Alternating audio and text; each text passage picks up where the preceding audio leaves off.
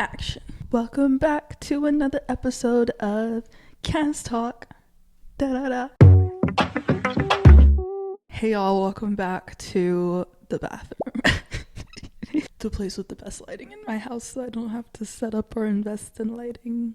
So I'm really excited for today's video, you guys. It's kind of just continuing along with this whole debt-free journey, debt money kind of series, which we've kind of fallen into because, like I said, this channel is pretty much just about my life, and right now my life is a lot about getting financially responsible. And apparently I found out like something about my Saturn return is happening right now, and it's like so crazy, but I don't know, we can talk about that in the comments. For today's video, I really wanted to go over money mistakes I made in my 20s. Even though I'm not done with my 20s yet, I still have 2 more years in my 20s. I feel like I've gotten through a good amount of my 20s to know I hopefully have made all my bad financial decisions by now. And at the end of the day, and I'll discuss more about it, I don't necessarily regret these decisions. They're just kind of what put me in this position that I'm in right now, which if you watched 2 videos ago is a whole lot of debt. So we're gonna just chat about some of those, and hopefully you guys can learn from my mistakes and avoid them. But I definitely watched a ton of these videos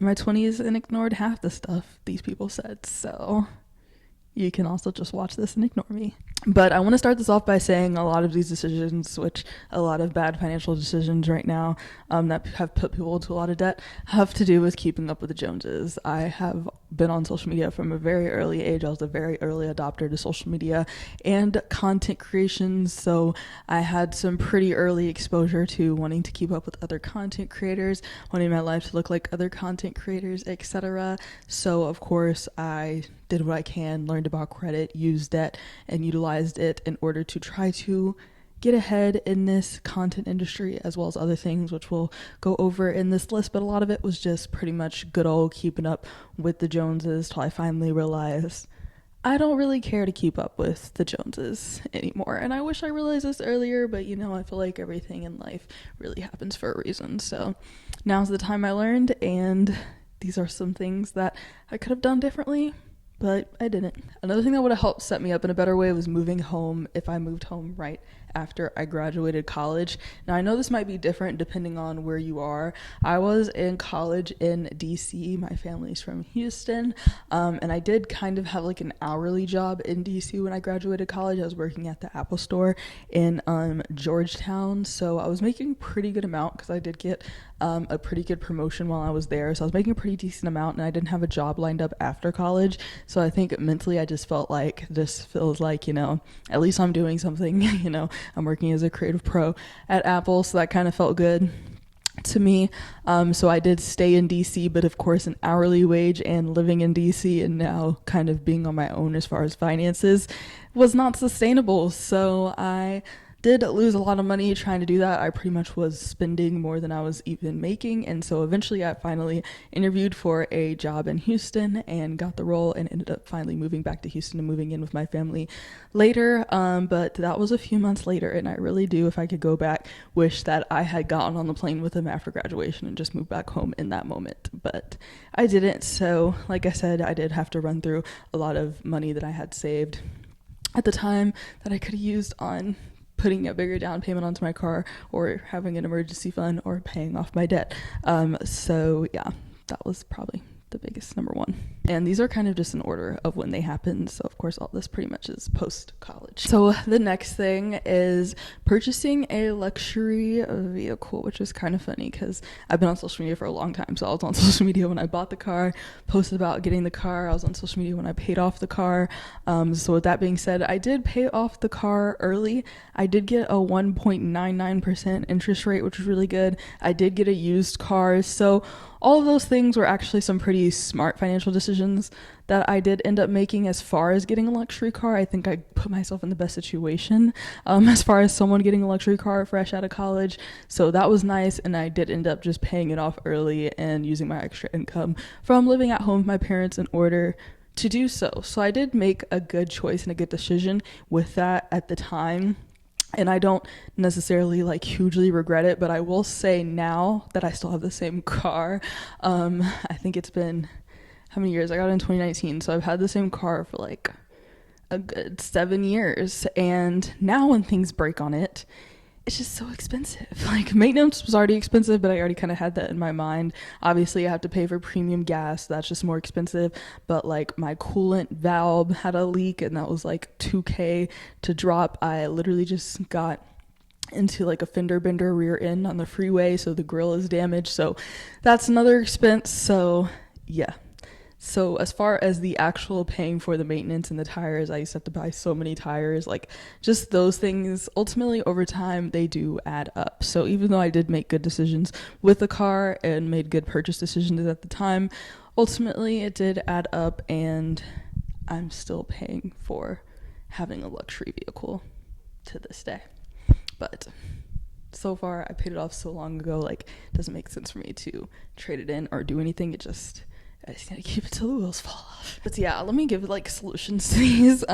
So if I could go back, I think I would have just gotten like a normal car. Like, I actually had a Honda Accord previously, but it flooded in Hurricane Harvey, and I would have just loved to have, like, I don't know, maybe another Honda Accord, maybe something cheaper, like a Civic. Like, I would have just gotten something where I could pay regular maintenance costs, pay regular gas costs, a car that would last me forever, and if something does happen to it, I don't have to pay a mortgage to get it fixed.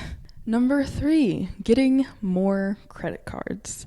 So when I started school, I did have one credit card. My parents got me an Amex card, and I pretty much was like an authorized user. So I had a card, and I don't even know if I was an authorized user, but basically they set up a card for me, but they pretty much paid it until like, I think my sophomore year, junior year, I don't know, I think they put a limit on it, but anyways, eventually it became my card, and I had a job, and I could take it over. So I just had that one card, and American Express at the time was just a charge card, so you had to pay it at the end of the month. That wasn't like an option to have minimum payments.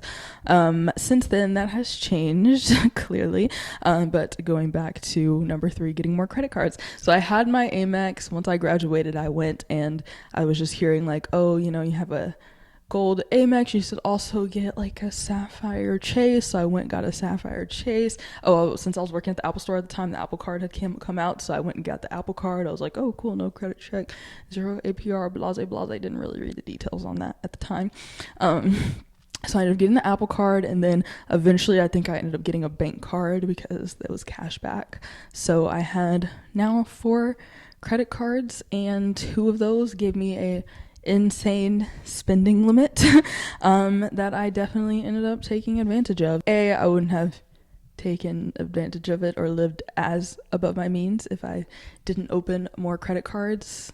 But yeah, so I did end up closing all 3 of them except for one. So the Amex is pretty much the last one I'm paying off. I'm technically still paying off the Chase, but I did a deal with them, so the card is closed, but I'm paying it off as like a low interest personal loan instead. So yeah, so I do wish I just never went and got more credit cards in the first place. I think I was trying to build my credit and this and that. With that being said, I'm pretty much aiming right now to have no credit cards. So once I pay off my Amex, I'm trying to shut that down, because I'm just like, if I don't have credit cards, then it's not even possible to live above my means. So that's kind of where my head's at right now.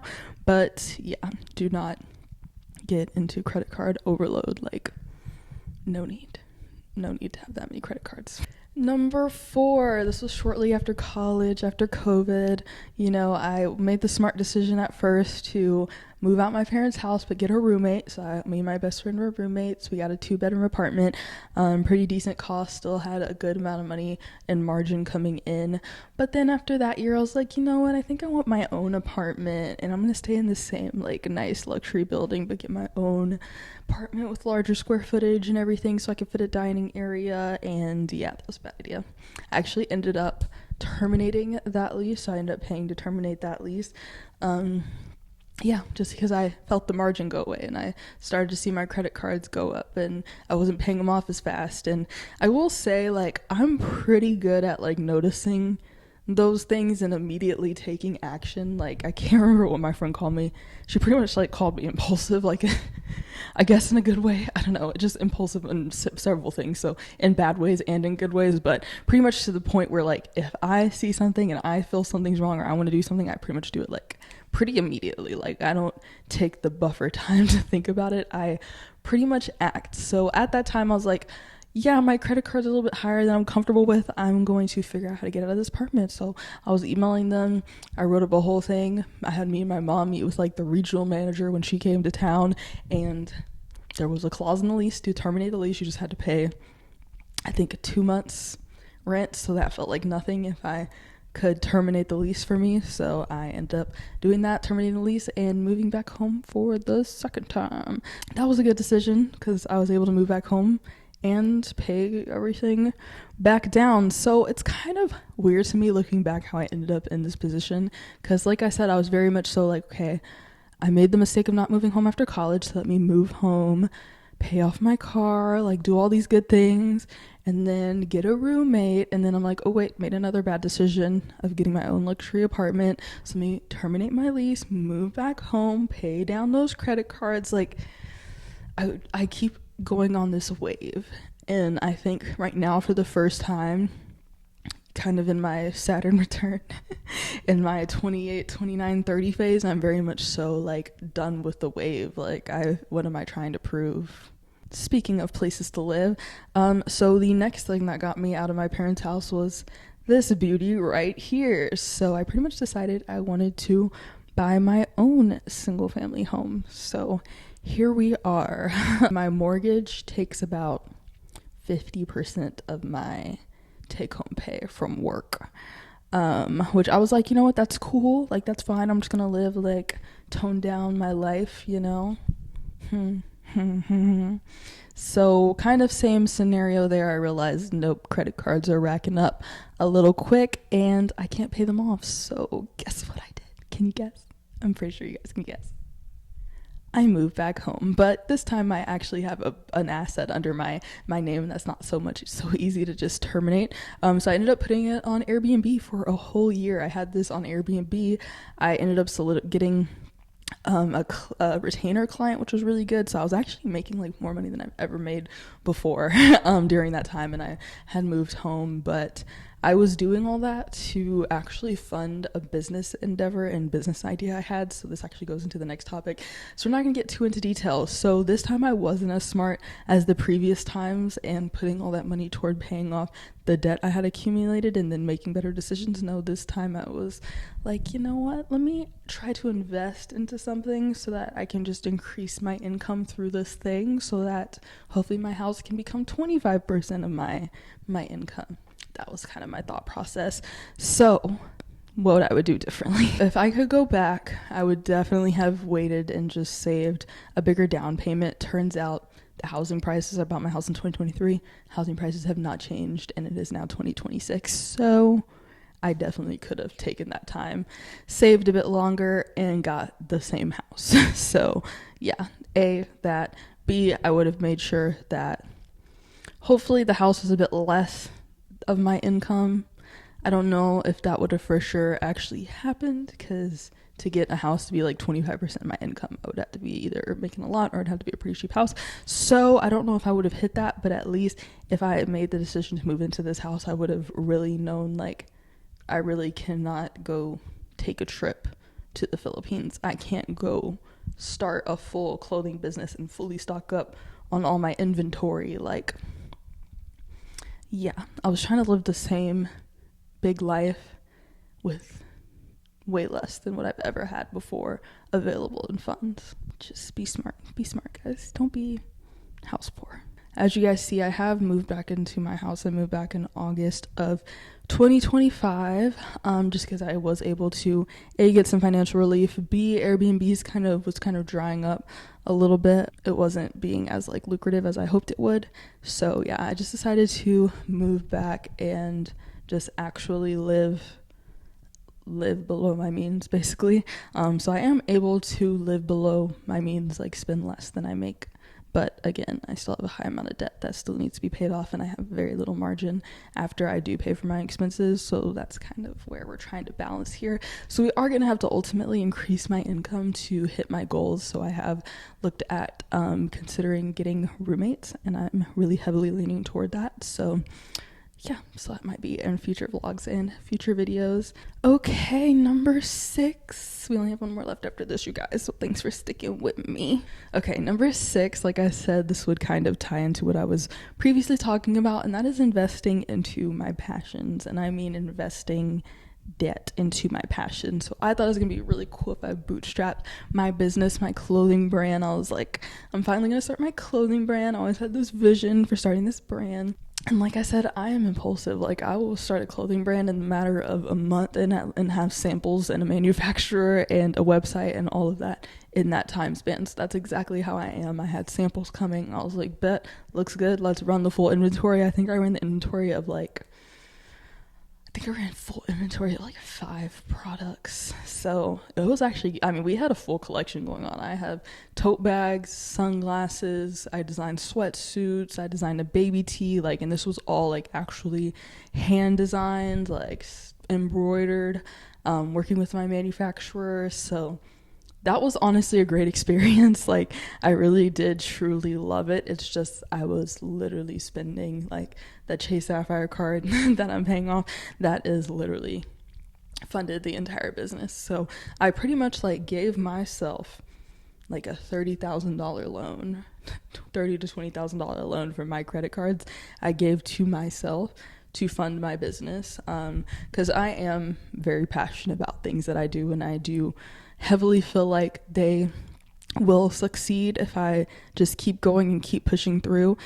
But I still try to be kind of smart about it. So that's where I started my business when I was living in the house and decided to move back home so I could make the extra money from my house. But again, rather than putting that toward debt, I used that to fund the business even more. And that's when I brought in the actual clothing inventory to the business. And obviously it didn't take off like I thought it would in the beginning. And obviously, why would it? So, lesson learned in that. And I do 100% agree with investing in what you're passionate about, but don't go into debt for it. My goal, and I do want to go back into business and this business specifically.